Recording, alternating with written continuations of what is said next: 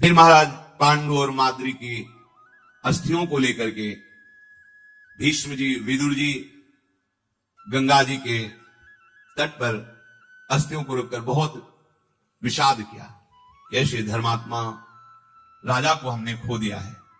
कुंती जी, धृतराष्ट्र जी, बंधुओं से भीष्म जी, पांडु के उन 5 पुत्रों को महल में ले गए और ये अंबिके तुम्हारा पौत्र महान अन्यायी होगा, इसलिए तुम भी नहीं देख पाओगे, हमारी मां सत्यवती के साथ चलो, पुत्र शोक से तुम्हें पीड़ित नहीं होना है, चलो।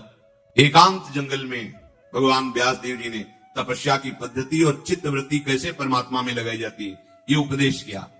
कुछ समय में ही योगाग्नि से उन दोनों का शरीर भस्म हुआ और वो भगवत धाम को प्राप्त हुई। अब इधर पांडवों को वेदोक्त समावर्तन संस्कार कराया गया। अपने पिता के महल में रहकर ये प्रतिदिन पुष्ट और बड़े हो रहे थे। धृतराष्ट्र के पुत्र जहां पांडव खेलते वहां आ जाते 100 हैं और बड़े बलवान हैं। भगवान व्यास देव जी की कृपा से इन सब में 10,000 हाथियों का बल है। भीम में स्वाभाविक जन्म लेते ही बल था।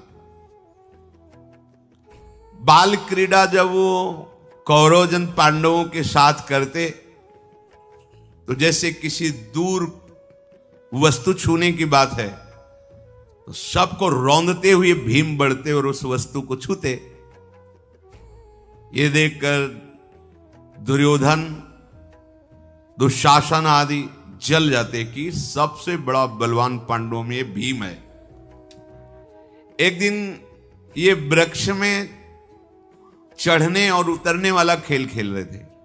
छूना है वो वृक्ष में, इस डाल से इस डाल, तो बड़े विशाल वृक्ष होते जैसे बट वृक्ष बहुत बड़े, 100 ऊपर चढ़ गए। पांडवों को छूने का क्रम, तो भीम ने नीचे से एक लात मारी, वृक्ष पे 100 फल की तरह नीचे आ गए। उनको महान विक्रम बलशाली वायुपुत्र, जैसे हनुमान जी महाराज वैसे वायुपुत्र ये भीम है। कोई चेष्टा नहीं करनी पड़ी, एक झटका लात का मारा कि 100 नीचे गिरा जैसे फल गिरते हैं। किसी का मस्तक, किसी का कंधा, किसी के ये सब घाव हुए। सब जाके वहां धृतराष्ट्र से कहते कि आज भीम ने ऐसे सबको पीटा, सबके धृतराष्ट्र जल जाते, क्या उपाय किया जाए। इसके आगे तो मेरी चलने वाली नहीं बालकों की, फिर ये चक्रवर्ती सम्राट पद पर दुर्योधन कैसे बैठ सकता है।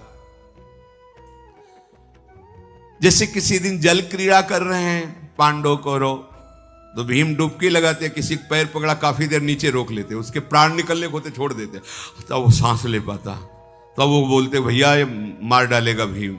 ऐसा जैसे कबड्डी खेल रहे हैं तो ये उधर कबड्डी बोलने जाते और 10 इधर पकड़े, दुर्योधन आदि को 10 इधर पकड़े, 100 हैं भाई, और ऐसे खोपड़ी लड़ाते उनकी और चले जाते, कोई पकड़ ही ना पाता।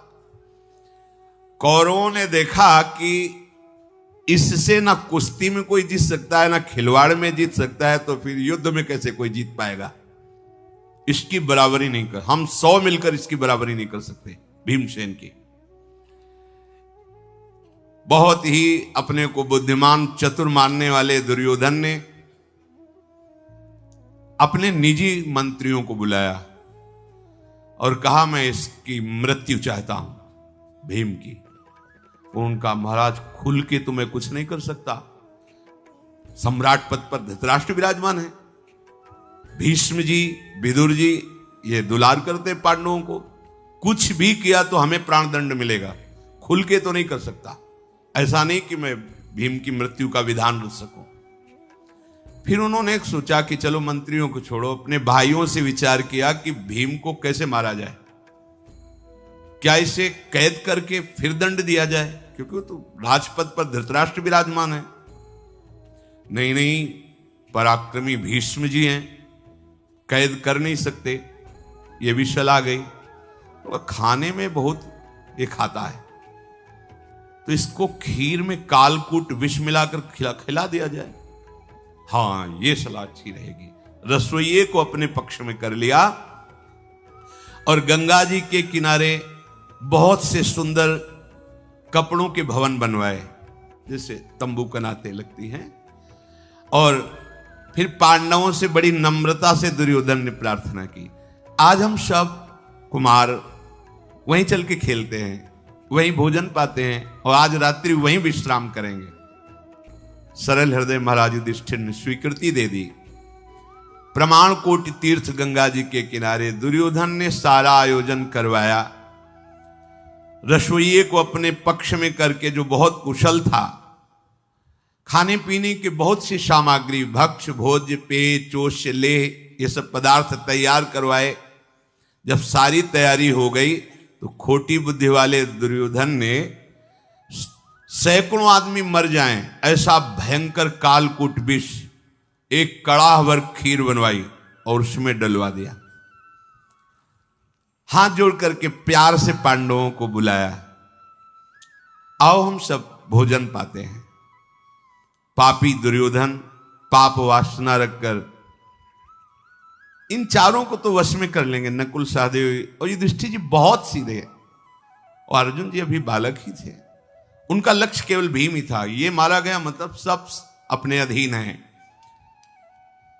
तो जहां उनके भाई पा रहे थे, उनको चार को बैठ के पवाया और भीम से कहा कि भैया तुम्हारे लिए अलग व्यवस्था है। दिखाया कड़ाह के कड़ाह खीर। अभी नवकिशोर अवस्था ही है, मतलब कितना भी पा जाएं, इतना पा जाएंगे ऐसा नहीं, कितना भी पा जाएं।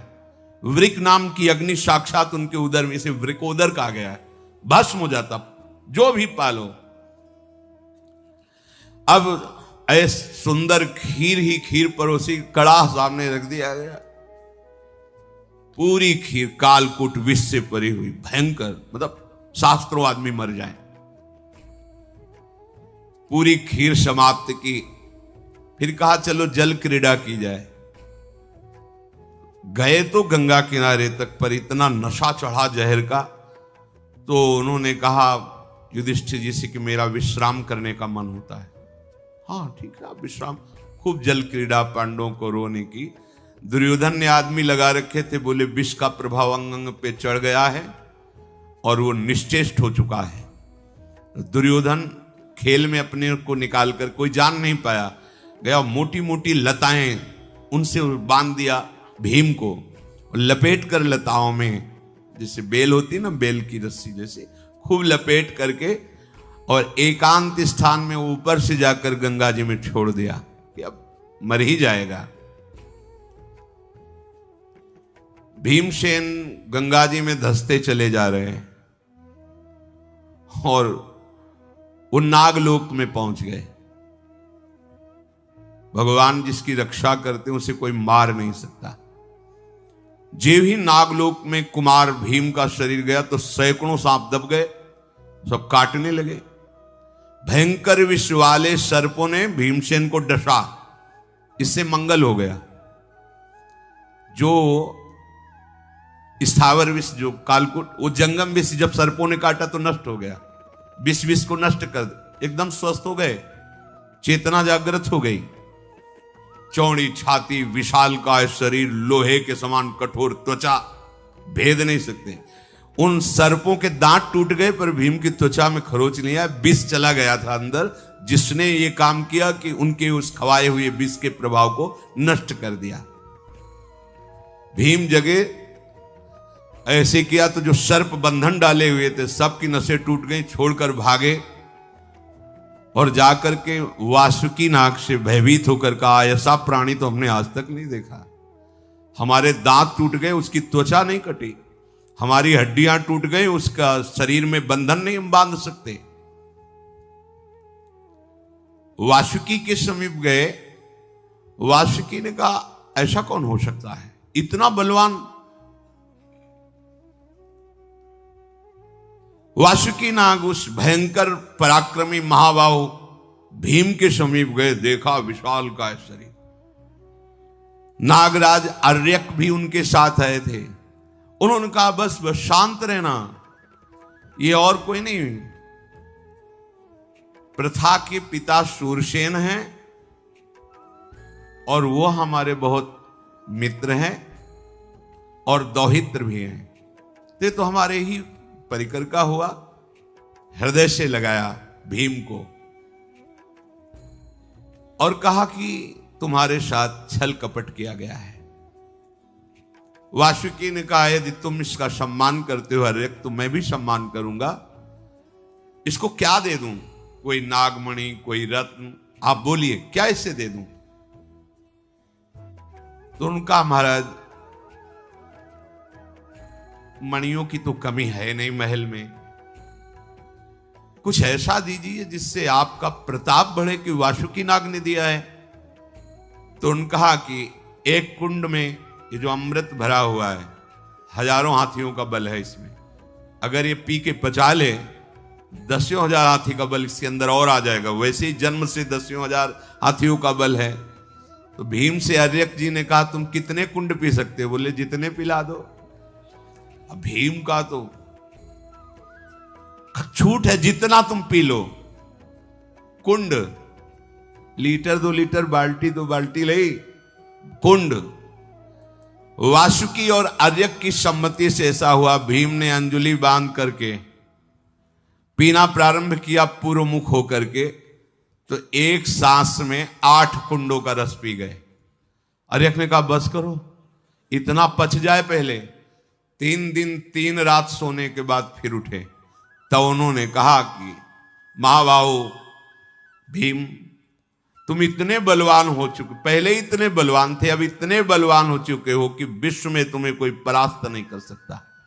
किसी की गदा में ऐसी दम नहीं कि तुम्हारे ऊपर प्रहार करने पर अंग भंग कर सके। तुम विश्व में सबसे बड़े महाबली हो चुके हो। बहुत सम्मान हुआ नागलोक में। अब इधर युधिष्ठिर जी अपने भाइयों के साथ घर गए तो कुंती जी ने कहा कि भीम कहाँ है? क्योंकि उनको लगा रहता था कि ये दुर्योधन आदि दुष्ट विचार के हैं। उन्होंने कहा कि हमें तो लगा था कि भीम सोने के लिए निकला, वो घर चला आया है, इसीलिए हमने खोज नहीं की। कहा नहीं, यहां तो नहीं आया है। क्या हुआ होगा भीम का? व्याकुलता कुंती के बहुत बड़ी। फिर वहां आकर के देखा जहां शिविर तंबू लगे थे वहां तो भीम थे नहीं, यहीं सोया हुआ था भीम। कहीं ऐसा तो नहीं कि दुर्योधन ने कुछ कर दिया हो? धर्मराज जी बहुत विवश हो गए। कुंती जी ने कहा तुम किसी से कुछ मत कहो, समय बहुत विपरीत, तुम स्वयं ढूंढो, खोज करो कहां भीम है। अगर इन लोगों से पूछोगे तो कोई न कोई घटना तुम लोगों के साथ न कर दे। ये दुर्योधन की आंखों में हमारे 5 पुत्र खटक रहे हैं, इसलिए मैं बहुत डर रही हूं। कुंती जी ने, अब पूरा साम्राज्य उनके हाथ में है, हमें लगता है भीमसेन को मार दिया गया, मेरा हृदय कहता है। कुंती जी ने ऐसा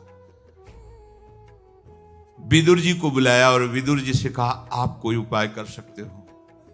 विदुर जी ने कहा आप बिल्कुल निश्चिंत रहें,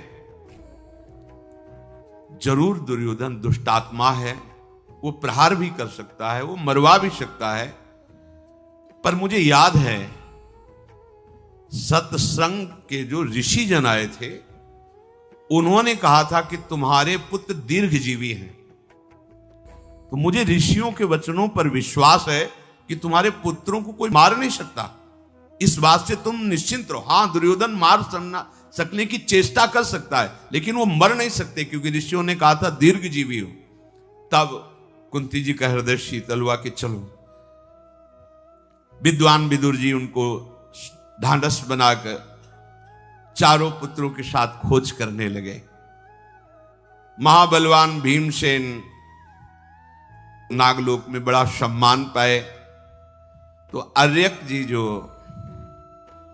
नागों में श्रेष्ठ थे उन्होंने कहा कि हो सकता है फिर दोबारा विष दिया जाए भीम को।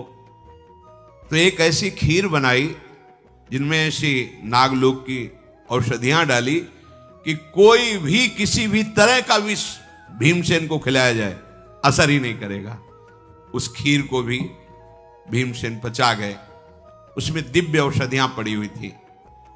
फिर शुभ आशीर्वाद दिया वासुकी नाग ने और दिव्य नागमणियों के आभूषण दिए और एक नाग से कहा इनको यहां से सीधे ले जाओ और जहां डाले गए थे वहीं पहुंचा दो। तो वहीं गंगा जी के किनारे उस नाग ने भीम को पहुंचा दिया। अब क्या कहना, महातेजस्वी महाबलशाली नागमणियों से विभूषित भीम से और मत वाले गजराज की तरह प्रसन्न तेज विराज रहा है मुख पर। जो ही सूचना मिली कि भीमसेन आ रहे, कौरवों के होश उड़ गए कि मरा नहीं, इतना कालकूट विष पिला दिया। नजदीक गए, युधिष्ठिर आदि ने दौड़ करके हृदय से लगाया। माता कुंती जी ने और अहोभाग्य क्या हो गया था, तुम्हारे साथ क्या किया गया? भीमसेन ने बताया एक जहर खिला दिया गया था, हमें नागलोक पहुंचा दिया गया, वहां ऐसा ऐसा हुआ। नागलोक में जो स्वागत हुआ, जो उनको बल मिला, वो सब बताया। कुंती जी ने भगवान को मन ही मन प्रणाम किया कि ये सब हमारे भगवान की कृपा से हुआ है। युधिष्ठिर जी ने नकुल, सहदेव, अर्जुन और भीम जी को संबोधन किया, खतरे पे हैं हम लोग, क्योंकि केवल भीष्म जी और विदुर जी ही सहयोगी हैं। पूरा साम्राज्य धृतराष्ट्र के हाथ में है, दुर्योधन कुबुद्धि वाला है, कभी भी कोई भी घटना घट सकती है, इसलिए बिल्कुल सावधान रहना। युधिष्ठिर जी ने अपने चारों भाइयों को समझाया। दुर्योधन ने गुस्सा में भर करके भीमसेन के सारथी को गला घोंट करके मार डाला। भीम को बहुत गुस्सा आई तो विदुर जी ने आके समझा, बिल्कुल चुप, कुछ नहीं करना, शांत रहो, हम दूसरा सारथी तैयार करके आपके योग्य देते हैं। बिल्कुल नहीं, शांत रहो। भीमसेन के रसोइये को अपने पक्ष में करके फिर हलाहल विष मिलाया उनके भोजन में, परंतु किंचन मात्र विष का कोई प्रभाव भीम के ऊपर नहीं पड़ा। बड़ा तेज था उस विष में, पर भयंकर बल वाले भीमसेन के उदर में वृक नाम की अग्नि, इसलिए विष भी जाके पच गया। अब दुर्योधन आदि जो कौरव हैं, उन्होंने अपने मामा को बुलाया, शकुनी को। ये तो बढ़ता चला जा रहा है, विष देने पर भी नहीं मर रहा, और इसने अगर प्रहार किया तो मैं मारा जाऊंगा। पांडवों की जान का प्रतिपल खतरा शकुनी रचता दुर्योधन के साथ। इधर विदुर जी अपनी राय से पांडवों की प्रतिपल रक्षा। कपट में सबसे बड़ा हुआ शकुनी और धर्म में सबसे बड़े हुए विदुर जी। पांडवों की रक्षा धर्म कर रहा है और दुर्योधन का सहयोग कपट कर रहा है। धृतराष्ट्र जी को बड़ी चिंता हुई कि ऐसे ही द्वेष बढ़ता रहा तो ज्यादा समय नहीं लगेगा, घर में ही युद्ध प्रारंभ हो जाएगा। राधे राधे जी, जय सीताराम। तो इस समय आपने सुनी पूज्य प्रेमानंद जी महाराज जी के मुख से भगवान की दिव्य कथा। आपको ये कथा कैसी लगी हमें नीचे कमेंट्स करके जरूर बताएं। और आप पूज्य प्रेमानंद जी महाराज जी के मुख से भगवान की कौन सी और दिव्य कथाएं और लीलाएं सुनना चाहते हैं, जिनसे आपकी भक्ति और भी ज्यादा आगे बढ़े और आप भगवान के और नजदीक आ पाए, हमें नीचे कमेंट्स करके जरूर बताएं। श्री जी ने अगर चाहा तो हम पूज्य प्रेमानंद जी महाराज जी द्वारा उन कथाओं को भी आपके लिए प्रस्तुत कर देंगे। तब तक के लिए आप ऐसे ही भगवान का नाम लेते रहे। राधे राधे, जय सीताराम।